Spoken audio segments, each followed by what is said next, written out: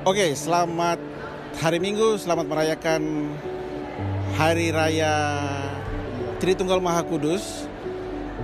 Pada hari ini Komsos Paroki Santo Yosef Fakfak mendapat kehormatan Pastor Ishak Belyanan MGL. Selamat jumpa Pastor Ishak. Pastor bisa ceritakan sedikit tentang memperkenalkan diri dulu ya. Oke. Terkait dengan Pastor, silakan. Oke, terima kasih untuk kita semua. Nama saya Ishak Belyanan MGL. Saya lahir dan besar di Ohilim di Kei Besar, Maluku, bagian Tenggara. Saya tamat SD Ohilim tahun 89.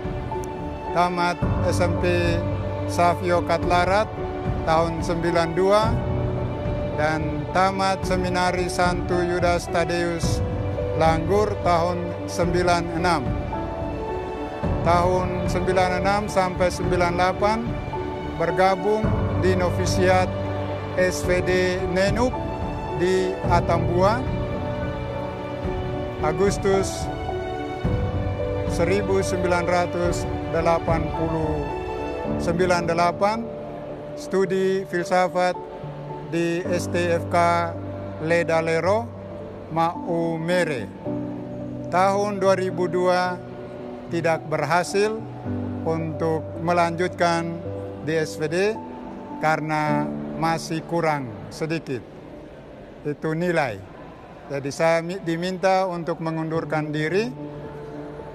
2 tahun saya melanglang buana, pernah ke Sorong 6 bulan, kerja juga mencari minyak, tapi minyaknya orang lain yang dapat.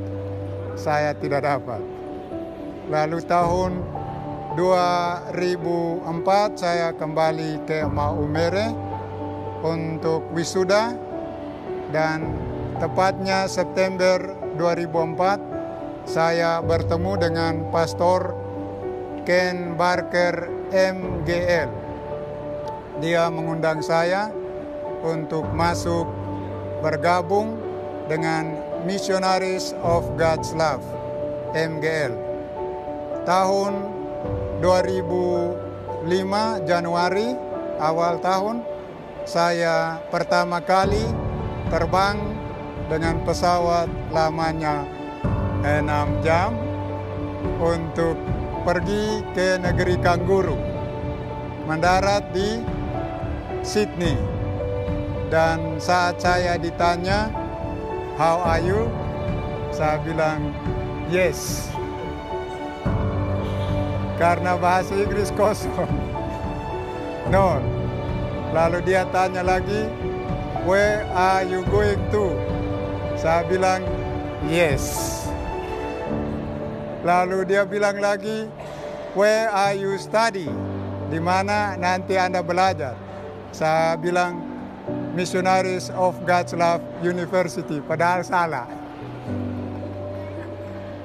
Lalu 2 tahun novice, saya juga masih kurang belajar bahasa Inggris, jadi tambah lagi 1 tahun untuk belajar bahasa Inggris.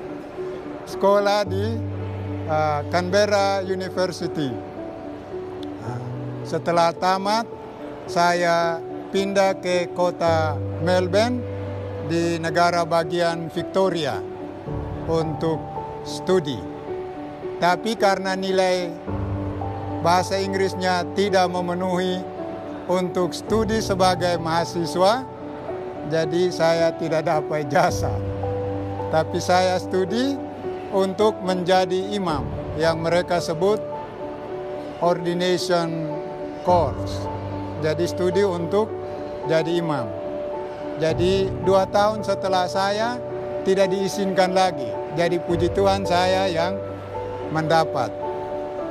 Lalu setelah studi saya juga tidak ditabiskan karena ada masalah. Masalahnya dari diri saya, yaitu masalah psikologi. Tidak mengakui kekurangan yang ada dalam diri saya.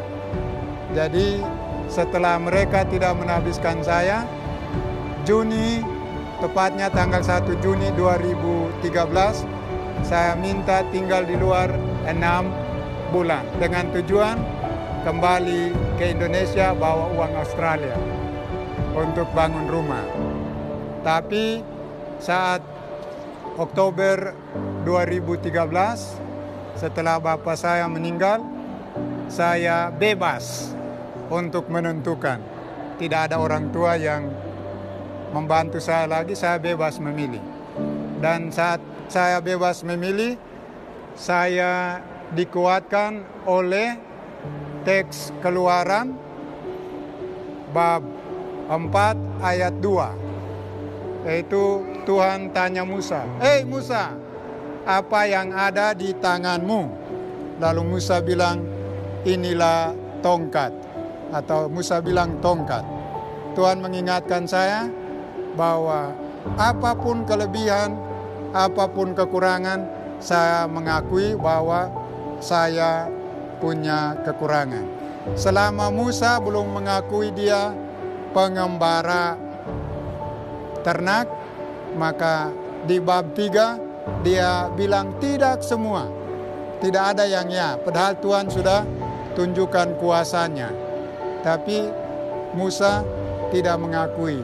Setelah Musa tahu tongkat adalah identitas dia, maka dia bilang, "Saya bisa." Nah, saat itu saya mengatakan, saya bisa bukan karena kelebihan saya, tetapi karena kekurangan dan kelemahan saya. Jadi pas tanggal 14 Maret 2014, saya ditabiskan menjadi imam MGL dan diakon dulu. Lari dari diakon, lalu tanggal 14 November 2014 saya ditabiskan menjadi imam dan langsung ditugaskan di Indonesia, di Maumere, Flores, bagian timur. Itu saja sedikit mengenai saya. Lalu sedikit mengenai MJL, Missionaries of God's Love, lahir tahun 1983 oleh satu imam projo Keuskupan Canberra Goulburn di Canberra, Australia Tengah. Dia setelah studi dari Amerika, dia mendirikan kongregasi ini, berawal dengan 3 orang. Dan 3 orang itu sudah, 1 menjadi imam, 2 menghidupi panggilan keluarga. Lalu kami di Australia membangkitkan semangat orang muda yang sudah tidak hidup lagi atau melihat uang sebagai tolak ukur dari hidup. Nah, kita membangkitkan semangat mereka dan sekarang banyak anak muda yang ikut kegiatan kita. Salah satunya namanya Summer School. Itu di tiap Januari, tapi corona ini beberapa kali sudah tidak ditiadakan. Summer School of Evangelization. Jadi kita membangun kembali semangat evangelisasi baru untuk anak-anak supaya mereka bukan saja menerima tapi juga mewartakan.